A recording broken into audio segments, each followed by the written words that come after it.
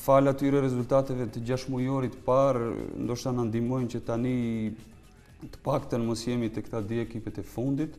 Mirë po mendoj se është koha që Drita të fillon të fitojë ndonjë ndeshje për të larguar të paktën nga ramja direkte, nga kategoria.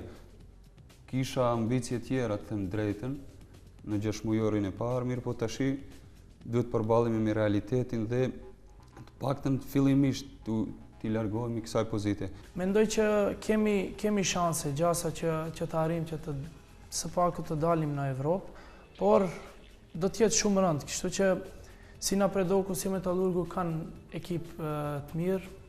Besoj që kur do të vinë ndeshje direkte me të dy ekipet, si me Metallurgun ashtu edhe me na Predokun, duhet të vendosim që t'ja dalim, që t'jemi fitimtar që së paku të arrijmë Evropën. Kielce je mnogo kvalitetan tim isto, koji što negde 8 milioni evra budžetot, ali mislim дека можеме да играме со нив и ни падна еден од најреалните кои што би можеле за да не однесе во Келн. За да се качиш една скала повисоко, мислам дека во било кој спорт, па и во ракометот треба бар неколку години.